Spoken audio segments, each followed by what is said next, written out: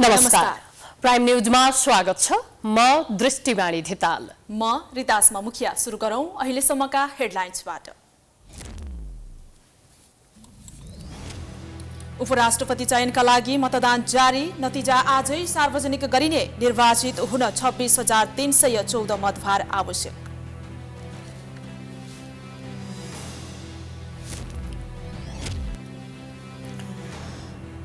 नेपालको कारागार व्यवस्थित गर्नतर्फ सरकारले ध्यान दिएन। बाँकेको बैजनाथ गाउँपालिकामा निर्माण भएको क्षेत्रीय कारागार पनि सञ्चालनमा आउनै सकेन।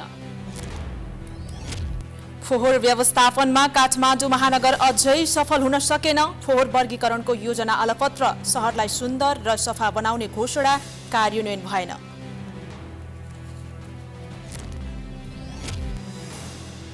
विश्वकप छनौटमा पुग्न सफल क्रिकेट टोलीलाई प्रधानमन्त्रीको सम्मान, जनहित 3 लाख दिने घोषणा। नेपाली क्रिकेटको भविष्य उज्जवल भएको प्रतिक्रिया। र खेलाडीहरूको मेहनतले सफलता हासिल गरे पनि खेल क्षेत्रको विकासमा सरकार उदासीन। रङ्गशाला लगायतका भौतिक पूर्वाधार निर्माण अझै ओझेलमा।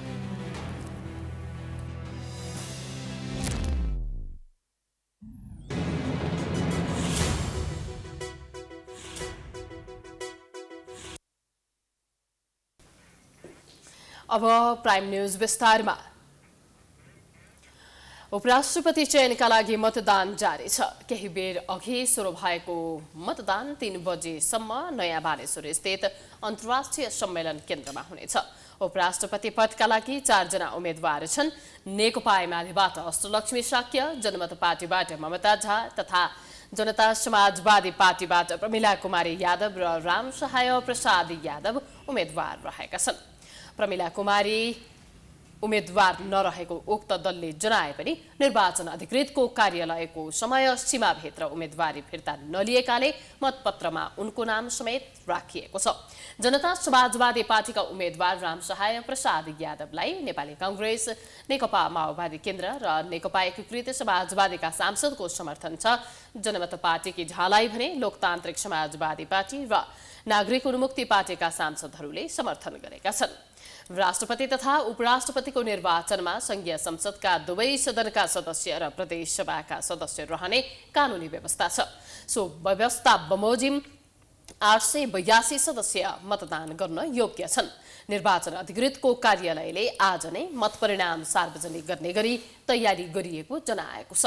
कुल मतभार 52,628 रहेकोमा निर्वाचित हुन 26,314 मतभार आवश्यक पर्नेछ।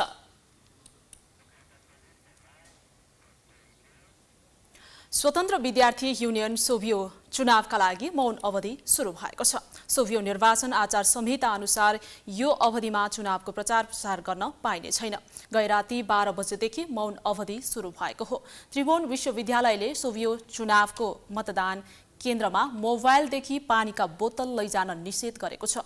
चुनावलाई भयरहित बनाउनका लागि त्रिवीले मोबाइल, पानीका बोतल, जार तथा घरेलु हात हतियार मतदान केन्द्रमा लैजान प्रतिबन्ध लगाएको छ।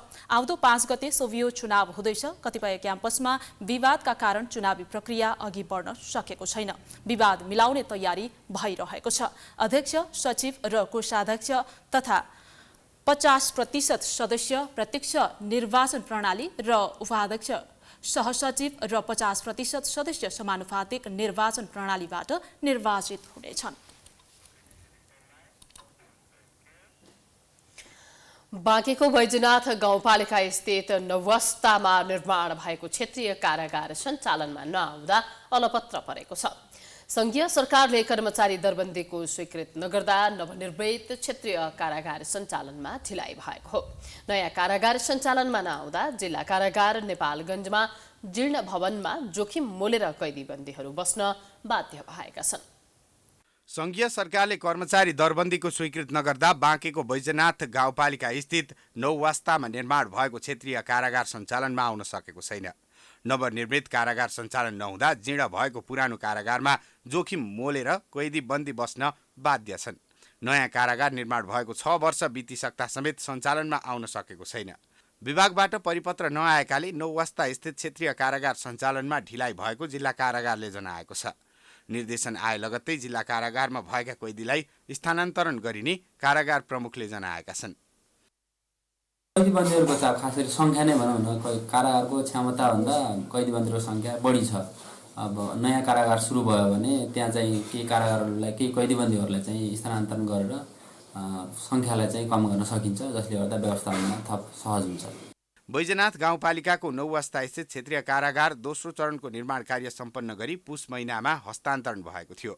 तेस्रो चरणमा 15 बेडको अस्पताल, माध्यमिक विद्यालय भवनहरू, क्रियापुत्री भवन लगायत सुविधा युक्त संरचना निर्माण गरिने लक्ष्य समेत रहेको सङ्घीय योजना कार्यान्वयन इकाइ कार्यालय नेपालगञ्जले जनाएको छ।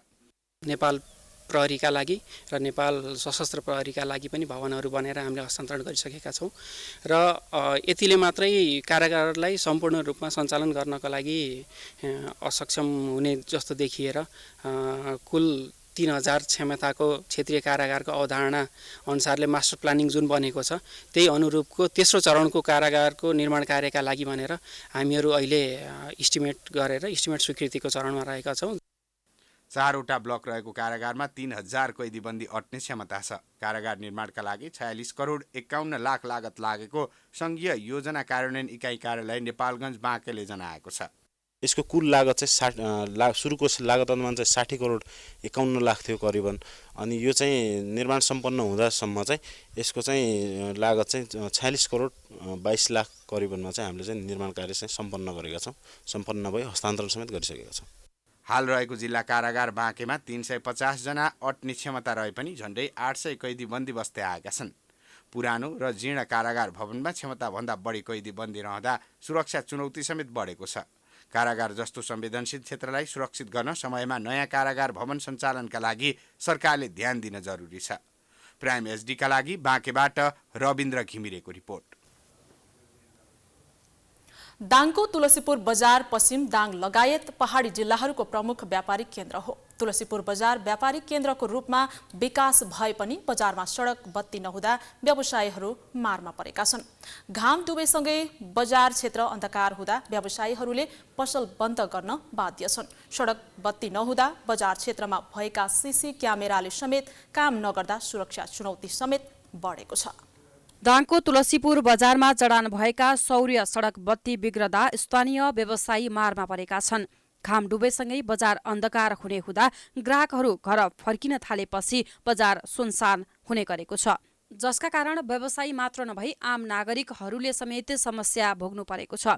सडक बत्ती नहुँदा बजार क्षेत्रमा भएका सीसी क्यामेराले समेत राम्रो काम नगर्दा सुरक्षा चुनौती समेत बढेको छ। रातिमा बाल्नुपर्ने बत्ती सधैँका लागि सुतेपछि व्यवसायीहरू मात्र नभई आम सर्वसाधारण समस्यामा परेका छन्। तुलसीपुर उपमहानगरपालिकालाई व्यवसायीहरूले वार्षिक रूपमा कर तिर्दै आएको भए तापनि भरपर्दो सेवा सुविधा नभएको व्यापारीको गुनासो छ। सडक बत्ती नभएकै कारण बजारमा चोरीका घटनाहरू बढ्दै गएको व्यवसायीको गुनासो छ। यहाँ दिन दहाडै तपाईँको रातिमा चाहिँ चोरी भएको घटनाहरू म्याक्सिमम आइरहेका छन्, ताकि त्यो बजारका प्रमुख बजारका केन्द्रहरूमा अथवा गल्लीहरूमा चोकहरूमा चाहिँ सीसी क्यामेरा चाहिँ जडान गर्नुपर्ने, त्यो हामीले सुन्यौँ सीसी क्यामेरा जडान गर्ने भन्ने, तर अहिलेसम्म पत्तो पाएका छैनौँ। त्यसैले पनि बजार अलिकति असुरक्षित हो कि भन्ने हामीलाई चाहिँ आभास भएको छ। तुलसीपुरका विभिन्न स्थानमा 3 चरणमा गरी 125वटा सौर्य बत्ती जडान गरिएका छन्, जसमा पहिलो चरणमा 36,36,000 लगानी भएको थियो। त्यस्तै दोस्रो पटक 70 लाख बजेट र 10% स्थानीयको सहभागितामा सडक बत्ती जडान गरिएको थियो, तर जडान गरिएका बत्तीहरूले काम गर्न छडेका छन्। यता तुलसीपुर उपमहानगरपालिकाले वातावरणीय प्रदूषण लगायत विभिन्न कारणले गर्दा सडक बत्ती बाल्न छाडेको जनाएको छ। के कति कारणले बिग्रिएको छ भन्ने कुराहरू चाहिँ हामीले नियमित रूपमा चाहिँ अब हामीले प्राविधिक पठाएर चाहिँ मर्मत गर्न पठाउँछौँ। अब सेन्सरको प्रब्लम हो कि अब ब्याट्रीको अथवा प्यानलको प्रब्लम हो, त्यो समस्या छ। अर्को फेरि वातावरणीय प्रदूषणका कारणले पनि प्यानलहरूमा चाहिँ धुलोहरू बस्ने, त्यसले गर्दाखेरि चार्ज नभएको कारणले पनि बत्तीहरू मधुरो बल्ने, कुनैहरू चाहिँ नबल्ने, त्यस्तो समस्याहरू पनि छ। त्यस्तै स्थानीय जनप्रतिनिधिले भने तत्कालीन नगरपालिका हुँदा सौर्य बत्तीको सम्झौता भएको र आफूहरू आएपछि एकपटक ठेकेदारलाई बोलाएर मर्मत गरेको भए तापनि त्यसपछि ठेकेदार सम्पर्कमा नआएको र आफूहरूले टोलटोलमा विद्युतीय बत्तीको व्यवस्था गरिदिएको दावी गरेका छन्। त्यस्तै बजेटको अभावका कारण बजार क्षेत्रमा केही काम गर्न नपाएको जनप्रतिनिधिको भनाइ छ। वडाबाट पोल बत्तीहरू जडान गर्ने हामीले काम गरेका छौँ। कुनै ठाउँ बाँकी छ भने चाहिँ हामी त्यहाँ जोड्न पनि तयार छौँ र अहिले सडक बत्ती चाहिँ त्यसरी हामीले काम चलाइरहेको अवस्था छ। यदि वडालाई पनि टाइममै चाहिँ अलिकति बजेट बढाएर टाइममै भुक्तानी वडाले गरेका काममा भुक्तानी दिने हो भने त्यो काम वडाले पनि सक्छ, नसक्ने होइन। एक बजेट हुँदैन, दोस्रो चाहिँ समयमा भुक्तानी हुँदैन। यता प्रहरी प्रशासनले तुलसीपुर बजारलाई सुरक्षित बनाउन डिजिटल प्रविधिमा जानुपर्ने बताएको छ। तुलसीपुर बजारमा 18 क्यामेरा भएको र स्थानीय तहसँग सहमति गरी रातको समयमा पनि खिच्न मिल्ने सीसी क्यामेरा जडान गर्ने योजना बनाएको जनाएको छ। स्थानीय तहसँग नि कोअर्डिनेसन भएको छ र हामीले फेरि पनि अहिले पनि हामीले प्लानिङ गरेका छौँ। झन्डै 35 लाख रुपैयाँ बराबरको चाहिँ सीसी क्यामेराहरू व्यवस्थापन गर्यो भने धेरै हदसम्म चाहिँ तुलसीपुरलाई चाहिँ नि सीसी क्यामेराको कभरेजमा राख्न सकिन्छ भन्ने हाम्रो इस्टिमेट छ। तुलसीपुर बजारलाई स्मार्ट सिटी बनाउने योजना बनाई स्थानीय निर्वाचनमा होमिएका दलका प्रतिनिधिहरूले अहिले बजार क्षेत्रलाई असुरक्षित हुने वातावरण बनाएको भन्दै आम नगरवासी आक्रोशित भएका छन्। प्राइम एसटीका लागि दाङबाट सुमन केसीको रिपोर्ट। नेपालमा वर्षेनी शैक्षिक सत्र सुरु हुन साथ किताब अभावको समस्या देखिँदै आएको छ। लामो समयसम्म पनि विद्यार्थीको हातमा पाठ्य पुस्तक नपुग्दा शैक्षिक सत्र नै प्रभावित हुने जोखिम विद्यालयले बेहोर्दै आएका छन्। यस वर्षको नयाँ शैक्षिक सत्र कतिपय जिल्लामा सुरु भइसकेको छ। नयाँ वर्ष लागेसँगै देशभर नयाँ शैक्षिक सत्र सुरु हुनेछ। नयाँ शैक्षिक सत्र सुरु हुँदा जति उत्साह शिक्षक र विद्यार्थीमा हुन्छ, समयमै पुस्तक नपाउने समस्याका कारण उनीहरू त्यति नै निराश हुनुपर्ने बाध्यता रहँदै आएको छ। पाठ्यपुस्तक समयमा नपाउँदा समयमै कोर्स नसकिने समस्या त छँदैछ। विद्यार्थीको मनोविज्ञानमा पनि यसले नकारात्मक प्रभाव पर्ने गर्दछ। विगतका वर्षहरूमा पाठ्यपुस्तक समयमै नपुग्दा देशभर समस्या देखिएकोले आगामी दिनमा नयाँ शैक्षिक सत्रको तयारीमा सम्बन्धित सरकारवाला निकायले गम्भीर भएर लाग्नुपर्ने आदर्श माध्यमिक विद्यालयका प्रधानाध्यापक रामबाबु रेग्मीले बताउँछन्। शैक्षिक वर्ष सकिने बेलासम्म पनि केही किताबहरू त नपुगेका समस्याहरू पनि थियो भने विद्यार्थीको हातमा समयमा पाठ्यपुस्तक पुगेन भने एउटा त कोर्स सक्नलाई प्रब्लम भइहाल्यो, तोकिएको सिकाइ उपलब्धि पुरा हुँदैन। त्यसपछि करिकुलमबाट मात्रै विद्यार्थीलाई सिकाइ गर्छु भन्दाखेरि पनि हामीसित पर्याप्त जुन क्षमता छ त्यसलाई उपयोग गर्नु नसक्ने र पाठहरूमा एकरूपता नहुने भएकोले सिकाइ उपलब्धिमा भेरिएसन हुने सम्भावना भएकोले समयमा पाठ्यपुस्तक पुग्नु एकदमै आवश्यक छ। यस वर्ष पनि कतिपय विकट जिल्लामा आवश्यक पुस्तक नै नपाई यस वर्षको शैक्षिक सत्र सकिएको छ। शिक्षालाई प्राथमिकता दिने भन्ने सरकारी घोषणा पनि केवल घोषणामै सीमित हुँदै आएको छ। पछिल्ला वर्षहरूमा त कहिले कोरोना महामारी त कहिले रुस युक्रेनको युद्धका कारण पुस्तक छपाईमा ढिलाइ भएको भन्दै सरकारवाला निकायहरू पन्छिँदै आएका छन्। जनक शिक्षा सामग्री केन्द्रका अनुसार यस वर्षका लागि पुस्तक छपाईको काम 85% सकिएको छ। केन्द्रले जेठ महिनाभित्रै आवश्यक पुस्तक छपाईको काम पूरा गरी वितरण गर्ने दाबी गर्दै आएको छ। गत विगतमा चाहिँ कहिले चालु पुँजीको अभाव हुन्थ्यो, कहिले मुख्य कक्षाग्राफमा कागजको समस्याहरू हुन्थ्यो।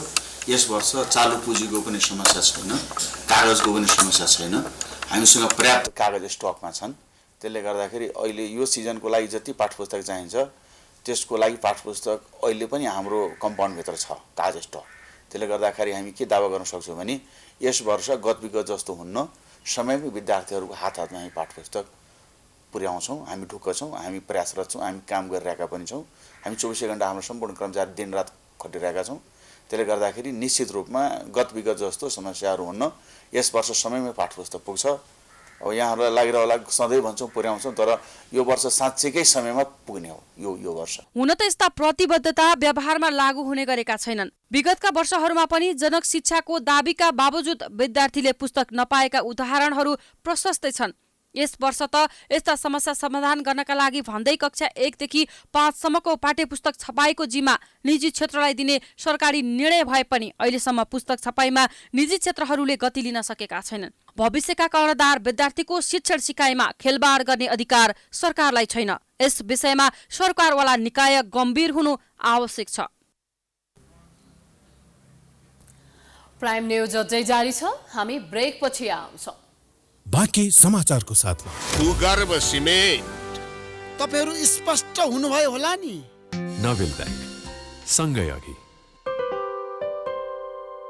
सेन्चुरीको नयाँ प्रस्तुति अब घरमा सधैँ पार्टी चल्छ। Century dry fruits and nuts दुग्गडको उत्कृष्ट उत्पादन। सेन्चुरी स्वादिलो खानुस्, स्वस्थ रहनुस्। यस्तो स्टन्ट पहिले कसैले गरेको छैन। यस्तो पहिला कसैले गरेको छैन। तिमी किन गर्न चाहन्छौ? पहिला कसैले गरेको छैन, त्यसैले। आमामा यति धेरै फ्रीमा? एक हैन दुई हैन 5 वर्ष फ्री। यो खाताले परिवारमा ल्याउँछ समृद्धि।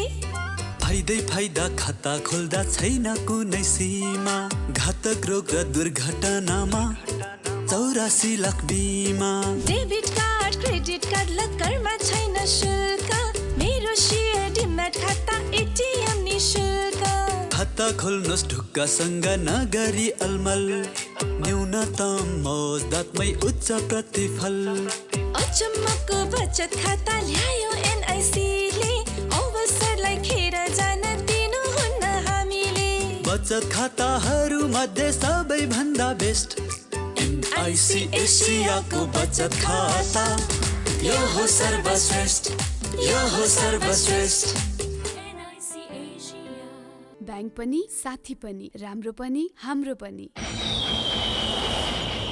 डर सबैलाई लाग्छ, घाँटी सबैको सुक्छ।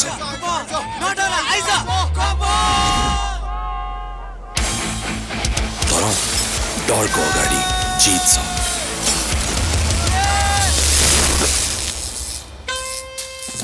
र हरेक 2.25 लिटर माउन्टेन ड्यूसँग रु 50 को स्टिङ फ्री छ। हामी क्यान्सरलाई रोक्न सक्छौं। मात्र तपाईको आत्मविश्वास र साथ चाहिन्छ। पूर्वाञ्चल क्यान्सर अस्पताल एउटा सपनाबाट सुरु भयो। एउटा यस्तो अस्पताल जहाँ दक्ष क्यान्सर विशेषज्ञ, उच्च स्तरको गुणस्तरीय र अत्याधुनिक उपकरण, क्यान्सर रोगबारे जनचेतना फैलाउने, समुदायको विकास र सबै क्यान्सर बिरामीलाई समान दृष्टिकोणले एउटै छातामुनि सेवा दिन सक्ने विकासको नै हाम्रो सपना थियो। आज एउटा बलियो चट्टान स्वरूप यहाँको सेवामा समर्पित छौं। दक्षिण पूर्वी एसियाकै नमुना क्यान्सर अस्पताल पूर्वाञ्चल क्यान्सर अस्पतालले अब विदेशकै महँगो शुल्क तिर्नुपर्ने बाध्यताको अन्त्य गरेको छ। पूर्वाञ्चल क्यान्सर अस्पताल, मुस्कुराउँछ नयाँ जीवन। Birtamod 5 Jhapa. Phone number 023 54 5942 र 546180 र 546325। सेन्चुरीको प्रस्तुति मात्र एक चम्चाले गर्छ तपाईको तन मनमा कमाल। Glucose D. सेन्चुरी दिलो खानुस्, स्वस्थ रहनुस्। यस्तो स्टन्ट पहिले कसैले गरेको छैन। यस्तो पहिला कसैले गरेको छैन। तिमी किन गर्न चाहन्छौ? पहिला कसैले गरेको छैन, त्यसैले। डर सबैलाई लाग्छ, घाँटी सबैको सुक्छ।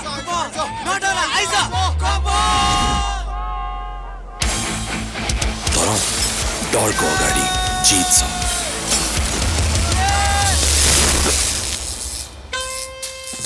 र हरेक 2.25 लिटर माउन्टेन ड्यूसँग रु 50 को स्टिङ फ्री छ। दिगोपन र सशक्तताको नयाँ समय।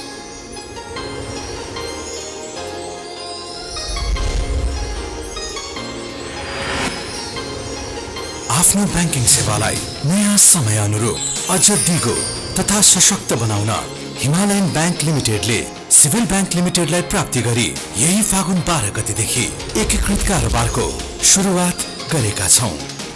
Himalayan bank limited.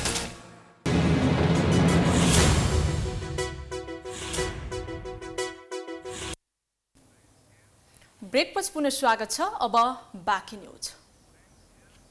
Kathmandu महानगरका mayor Balendra शाहले फोहोर व्यवस्थापनलाई प्राथमिकतामा राख्दै आएका छन्। त्यसो त स्थानीय तह निर्वाचन अघिदेखि नै उनले काठमाडौँ महानगरलाई सुन्दर र सफा सहर बनाउँछु भनेर ठूलै स्टन्टबाजी गरेका थिए। उनको यो एजेन्डालाई जनताले पनि राम्रै साथ र समर्थन दिँदै आएका छन्। यसबीचमा उनले फोहोरलाई स्रोतमै वर्गीकरण गरेर व्यवस्थापन गर्ने नीति पनि ल्याए। तर अन्य योजना चाहिँ मेयर शाहको फोहोर वर्गीकरणको योजना पनि अलपत्र परेको छ। काठमाडौँ महानगरले गत साउन 1 गतेदेखि नै उपत्यकाको फोहोरलाई स्रोतमै वर्गीकरण गरेर मात्र व्यवस्थापन गर्ने योजना अघि सारेको थियो। फोहोर व्यवस्थापनलाई प्रभावकारी बनाउन स्रोतबाटै कुहिने र नकुहिने फोहोर वर्गीकरणको काम थाले पनि महानगरका 32 वटै ओडामा यो नियम लागू हुन सकेको थिएन।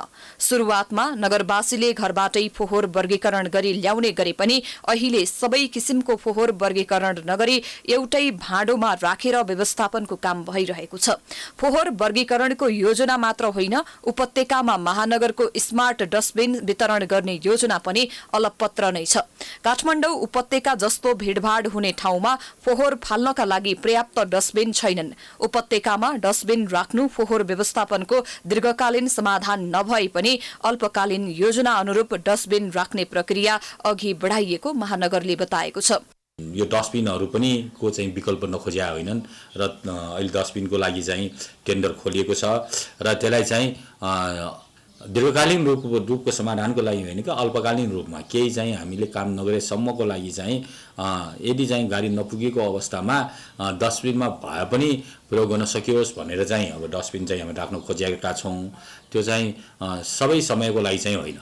फोहोर व्यवस्थापनकै लागि महानगरले टेकुमा ट्रान्सफर्मर स्टेशनदेखि लिएर उपत्यकाको अन्तिम फोहोर व्यवस्थापन गर्ने स्थान बन्चरे डाँडामा पनि कुहिने फोहोर अलग राखेर मल बनाउने काम शुरू गर्ने तयारी गरिरहेको जनाएको छ। बाटो बिग्रिएकाले तत्कालका लागि फोहोर वर्गीकृत गर्न नसकिए पनि छिट्टै यो योजनाले मूर्त रूप पाउने महानगरको दाबी छ। साउन 1 गतेदेखि हामी स्रोतबाटै फोहोर वर्गीकरण गर्ने र वर्गीकृत गरेको फोहोरलाई चाहिँ मल बनाउन सक्ने अवस्था रह्यो भने मलमा लग्ने र चाहिँ त्यसलाई चाहिँ रियुज गर्न सक्ने, रिसाइक्लिङ गर्न सक्ने भए रिसाइक्लिङमा लाने भन्ने सोच गरेर साउन 1 गतेदेखि अगाडि बढेको थियो र त्यसको 3-4 दिन हामीले त्यसलाई चाहिँ सुचारू पनि गरेका थियौँ र त्यसको लगत्तै मौसम खराबीको कारणले गर्दाखेरि वर्षायामले गर्दाखेरि बाटोहरू चाहिँ बिग्रियो, जसले गर्दाखेरि हामी त्यसलाई कन्टिन्युटी गर्न सकेनौँ। बालेन्द्र शाह काठमाडौँ महानगरको मेयरमा निर्वाचित भएको 1 वर्ष बित्नै लाग्यो, तर फोहोरको समस्या जहाँको त्यही छ। यद्यपि हरेक दिन उपत्यकामा उत्पन्न हुने 1200 मेट्रिक टन फोहोर नियमित रूपमा बन्चरे डाँडामा व्यवस्थापन गर्न महानगर सफल भएको छ। निजी क्षेत्र र महानगरको गरी दैनिक कम्तीमा 200 गाडीले फोहोर ओसार्छन्। सुरुमा गोकर्ण सिसडोल हुँदै अहिले बन्चरे डाँडामा फोहोर व्यवस्थापन गरिँदै आएको छ। नियमित व्यवस्थापनका साथै दीर्घकालीन समाधानका लागि फोहोर वर्गीकरणलाई नै प्राथमिकता दिनुको विकल्प महानगरसँग छैन। प्राइम टेलिभिजनका लागि क्यामेरामा दिनेश सार्कीका साथ सबिना कार्की, काठमाडौँ। बझाङको जय पृथ्वी नगरपालिकाले पुर्ख्यौली पेसा व्यवसायलाई आधुनिकीकरण गर्ने कार्यलाई तीव्रता दिएको छ। नयाँ पुस्तालाई पुर्ख्यौली पेसामा आकर्षित गर्दै जीविकोपार्जनको माध्यम बनाउने उद्देश्यका साथ नगरपालिकाले योजना अघि सारेको हो। पछिल्लो समय गरिबसँग विशेश्वर कार्यक्रमका लागि स्थानीय तहमा आउने गरेको रकमलाई जय पृथ्वी नगरपालिकाले पुर्ख्यौली पेसा व्यवसाय संरक्षणमा लगानी गर्दै आएको छ।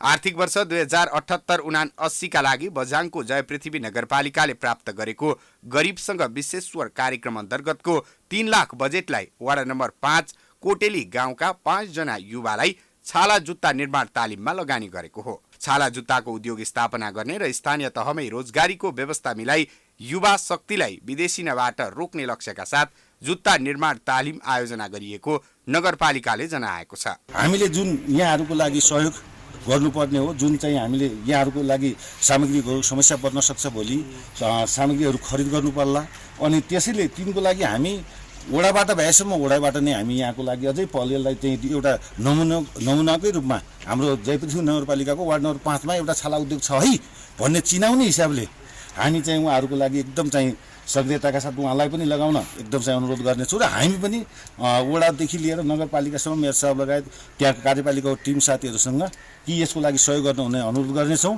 र आगामी दिनहरूमा यहाँहरूलाई एकदम चाहिँ आफ्नो जीविकोपार्जन यसैबाट नै होस् भन्ने शुभकामना व्यक्त। स्थानीय स्तरमै रहेको छाला प्रशोधन गरी छालाका विभिन्न किसिमको जुत्ता बनाएर बझाङकै स्थानीय जुत्ता बजारमा ल्याउने उद्देश्यका साथ नगरपालिकाले हरेक युवालाई परम्परागत पेसा व्यवसायसँग जोड्ने योजना तयार पारेको हो। नगरपालिकाले दिएको तालिम पश्चात व्यवसाय सञ्चालन गर्ने आत्मविश्वास बढेको तालिमका सहभागीहरूको भनाइ छ। नगरपालिकाले हामीलाई यो अवसर दिएको हुँदा हामीले यो गर्न पायौँ जान्यौँ, हामीले सिक्यौँ। 1 महिनाको तालिममा हामीले लगभग हामीले 4-5 मोडल हामीले तयार गऱ्यौँ। जति आवश्यक हामीलाई सामान थियो त्यति सामान र हामीलाई समय पुगेन। गरिब सङ्घ विशेष कार्यक्रम जो ल्याउनुको नगरपालिकाबाट आयो, योबाट उहाँहरूले सुरुको दिनमा मैले छालाका सेवा दिँदा त उहाँहरूले उल्टोमुखी समात्नु भएको थियो। मैले यस्तो मुखी होइन यस्तो मुखी हो भने नक्सा दियो, उहाँहरूले गर्दै जानु। 5 दिनको दिन उहाँहरूले एउटा मोडल गरेर भ्याउनु भयो, 1 मोडल भ्याउनु भयो। 5 दिनको दिन हामीलाई अर्को मोडल दिनु सर भन्नुभयो, मैले फेरि अर्को मोडल दिएँ। 5 दिनमा त्यो पनि भ्याउनु भयो गरेर उहाँले 1 महिनाको तालिममा लगभग 4-5 मोडल उहाँहरूले गर्नुभयो। गरिबसँग विश्वेश्वर कार्यक्रम लामो समयदेखि लागू भए पनि प्रभावकारी हुन नसकेको अवस्थामा नगरपालिकाले स्थानीयलाई पुर्ख्यौली पेसाप्रति आकर्षित गर्ने योजनाको नगरवासीले प्रशंसा गरेका छन्। परम्परागत पेसालाई आधुनिकीकरण गरी स्थानीयलाई स्वरोजगारमा जोड्न नसकेमा यसले बढ्दो बेरोजगारी कम हुने अपेक्षा गरिएको छ। प्राइम एचडीका लागि बझाङबाट प्रदीप मलासीको रिपोर्ट। रासायनिक मलको मूल्य वृद्धिपछि पश्चिम नवलपरासी सहित देशैभरका किसानहरू मारमा परेका छन्। कृषि उत्पादनका लागि बिउ, सिँचाइ, कृषि औजारका साथै मल अति नै आवश्यक वस्तु हो। तर पछिल्लो समय रासायनिक मलमा भएको अनियन्त्रित मूल्य वृद्धिले देशैभरका किसान चिन्तित बनेका छन्। वर्षेनी हुने रासायनिक मलको अभाव र त्यसमा हुने मूल्य वृद्धिका कारण किसानहरू समस्यामा परेका छन्। प्रत्येक वर्ष धान लगायत अन्नबाली उत्पादनको समयमा मलको चरम अभाव र मूल्य वृद्धि हुँदा उत्पादनमा समेत ह्रास आउने गरेको छ। मलकै अभावमा उत्पादन गरेको खेतीले समेत उचित मूल्य नपाउने समस्या एकातिर छ भने अर्कोतिर हरेक पटक परिवर्तन हुने सरकारको आश्वासनका कारण किसानहरू निराश छन्। सरकारले मल अभावको समस्या समाधान नगर्दा मूल्य वृद्धिको मारमा किसानहरू परेका छन्। लगानी गर्नुको सट्टा मलको वृद्धि भाउ बढाइराखेछ। कृषिमा मलको बिउ समयमा बिउ उपलब्ध गराउँदैनन्, समयमा मल उपलब्ध गराउँदैन। कृषिमा घाटा नै घाटा हुन्छ। त्यति सिँचाइको नि व्यवस्था हुँदैन, सरकारले व्यवस्थै गरेकै छैन।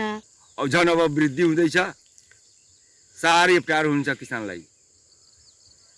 मलाई मात्र होइन, हाम्रो पुरै राज्यभरिका किसानहरूलाई साह्रै अप्ठ्यारो हुन्छ।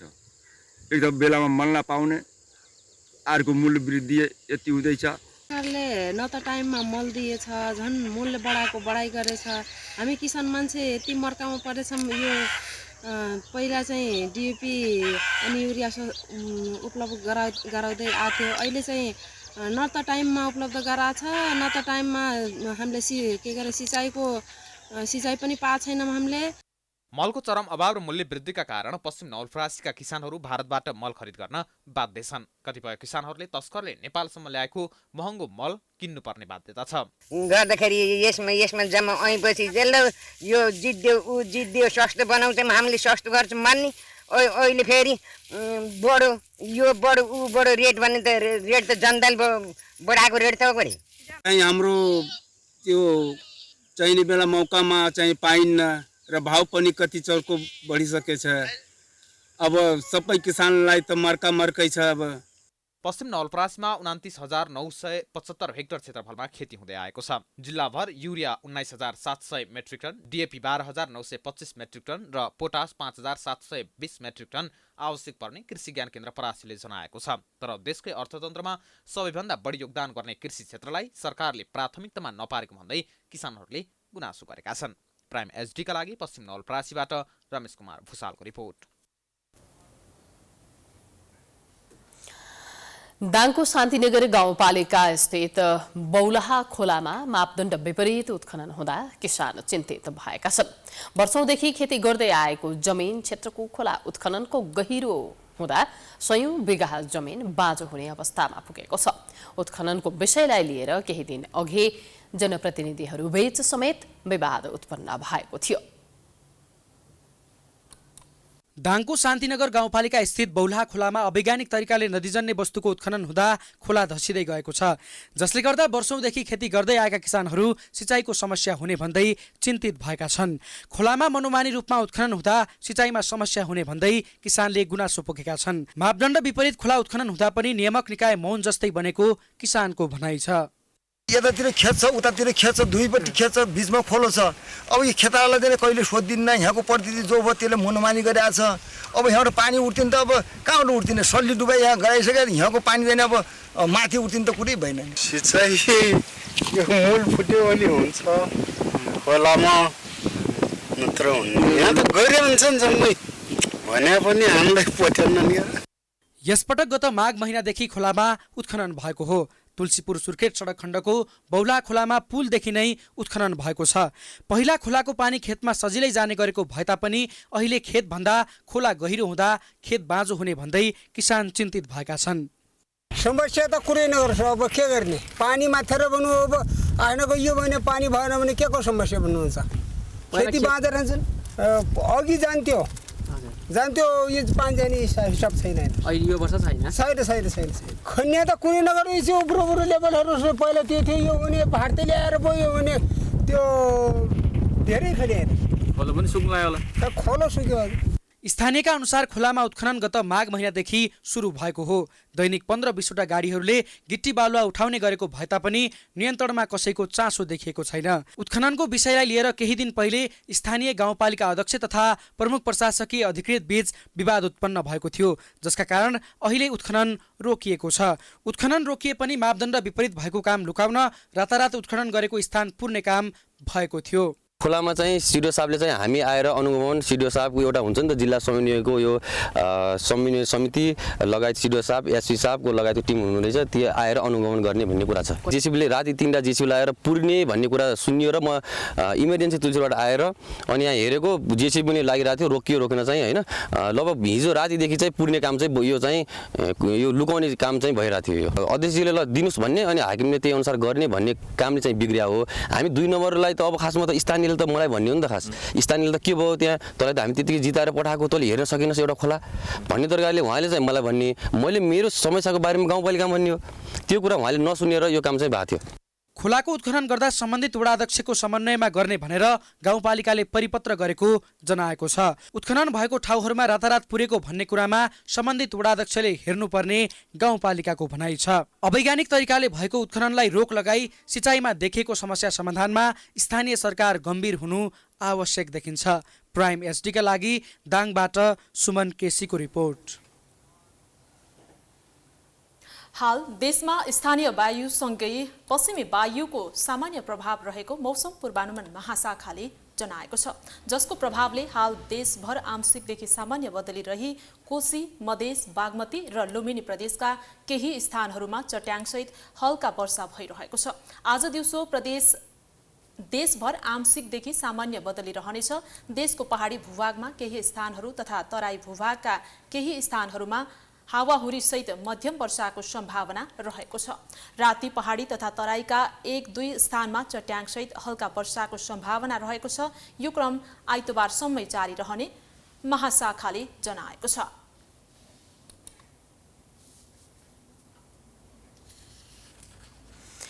सुनको मूल्यले रेकर्ड ब्रेक गरेको छ। आज छापावाला सुनको मूल्य तोलामा 400 रुपैयाँले बढ्दै 1,07,100 रुपैयाँ पुगेको हो। यसअघि गत फागुन 12 गते नेपाली बजारमा सुनको मूल्य प्रति तोला 1,06,900 रुपैयाँ पुगेको थियो। सोही रेकर्डलाई ब्रेक गर्दै आज सुनको मूल्यले नयाँ रेकर्ड कायम गरेको हो। यस्तै आज तेजाबी सुनको मूल्य समेत तोलामा 400 रुपैयाँले वृद्धि हुँदै 1,06,600 रुपैयाँ पुगेको नेपाल सुनचाँदी व्यवसायी महासंघले जनाएको छ। यता चाँदीको मूल्य भने तोलामा 5 रुपैयाँले मात्र बढेको छ र बढेको मूल्य अनुसार 1,310 रुपैयाँमा चाँदीको कारोबार भइरहेको पनि महासंघले जनाएको छ। प्राइम न्यूज जारी छ, हामी ब्रेक पछि आउँछौं। अब स्पोर्ट्स न्यूज।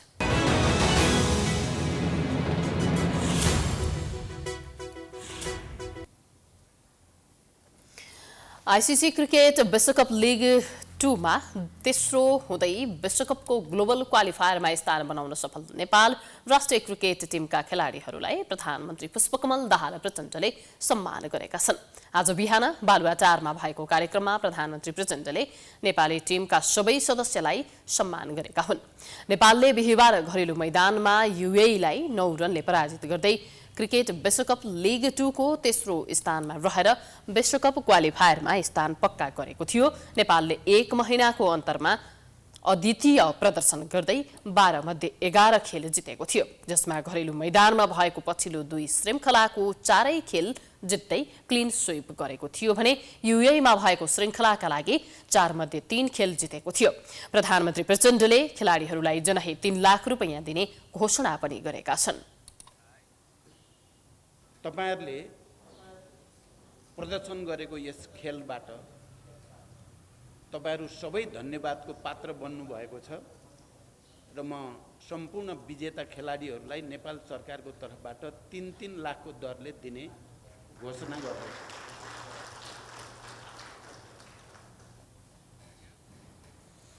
स्कटल्यान्ड र नामिबिया सम्मिलित त्रिकोणात्मक श्रृङ्खला जिते लगतै गत महिना खेलाडीलाई प्रधानमन्त्रीले बालुवाटारमै बोलाएर सम्मान गर्दै जनही 2 लाख दिने घोषणा पनि गरेका थिए।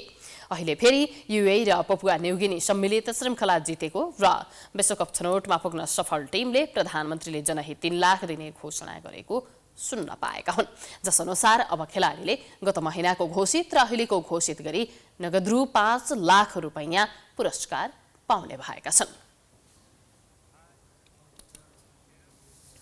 खेलाडीहरूले राम्रो खेल खेल्न थालिसके नेपाली खेल क्षेत्रको क्रेज पनि बढ्दो छ। नेपाली क्रिकेट टिम आइसिसी विश्वकप छनौटमा पुगेको छ, तर खेलाडीहरूले अथक मेहनत गर्दा पनि सरकारले भने खेल क्षेत्रलाई आवश्यक संरचना अझै बनाउन सकेको छैन। राजधानीकै मूलपानीदेखि गौतम बुद्ध अन्तर्राष्ट्रिय क्रिकेट रङ्गशाला निर्माण सुरु भएको वर्षौं हुँदा पनि सम्पन्न हुन सकेको छैन, जसले खेलाडीलाई निराश बनाएको छ। एकपटक नेपालमा बन्न लागेका अन्तर्राष्ट्रिय स्तरका रङ्गशालाहरू हेर्नुहोस्, जुन निर्माण सुरु भएको कैयौं वर्ष बित्दा समेत बन्न सकिरहेको छैन। आज तपाईहरुलाई हामी ती रङ्गशालाहरूको हकीकत देखाउँदैछौँ।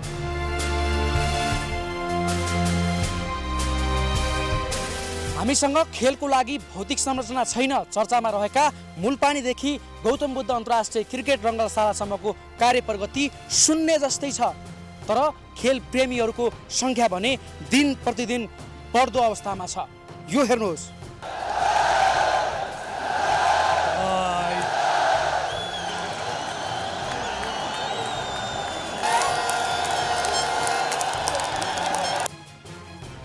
नेपालमा अन्तर्राष्ट्रिय स्तरको रङ्गशाला निर्माण गर्ने योजना सुरु भएको दशकौं भइसक्यो। त्यसमाथि अन्तर्राष्ट्रिय स्तरका क्रिकेट रङ्गशाला निर्माणलाई निकै चासोका साथ हेरिएको छ। अन्तर्राष्ट्रिय स्तरका रङ्गशाला बनाउन सरकार र सामाजिक क्षेत्रबाट पटक पटक प्रयास भएका छन्, तर ती प्रयासहरू सफल भने हुन सकेको छैन।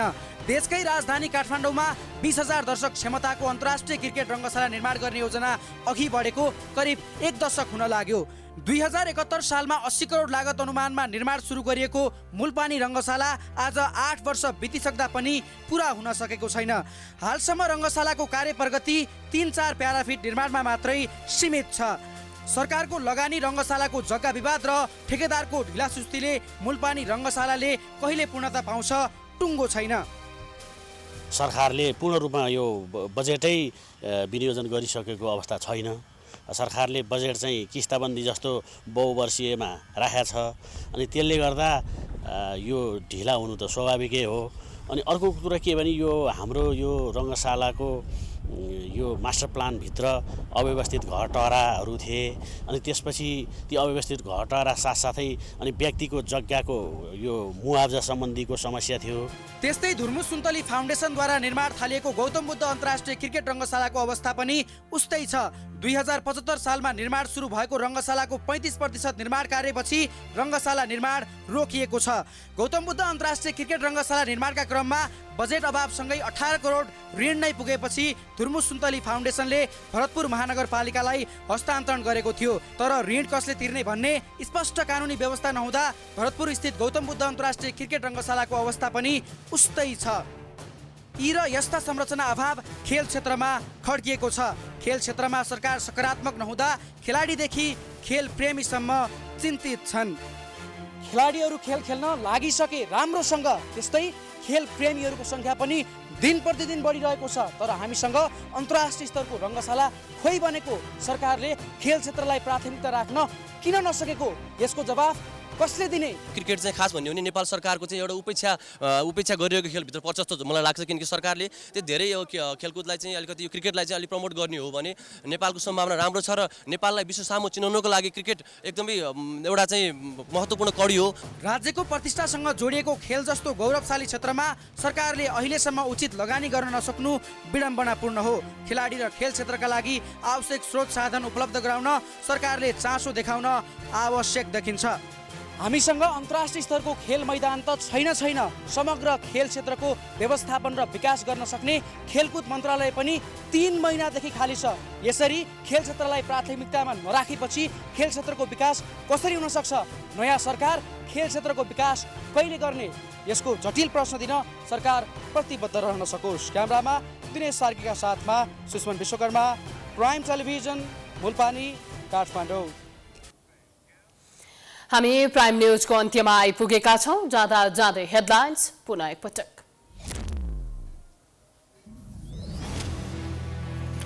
उपराष्ट्रपति चयनका लागि मतदान जारी, नतिजा आजै सार्वजनिक गरिने, निर्वाचित हुन 26,314 मतभार आवश्यक। नेपालको कारागार व्यवस्थित गर्नतर्फ सरकारले ध्यान दिएन। बाँकेको बैजनाथ गाउँपालिकामा निर्माण भएको क्षेत्रीय कारागार पनि सञ्चालनमा आउन सकेन।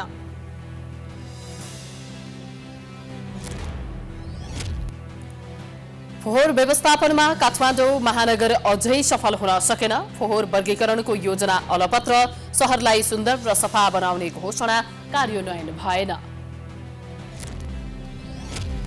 विश्वकप छनौटमा पुग्न सफल क्रिकेट टोलीलाई प्रधानमन्त्रीको सम्मान, जनहित 3 लाख दिने घोषणा, नेपाली क्रिकेटको भविष्य उज्जवल भएको प्रतिक्रिया।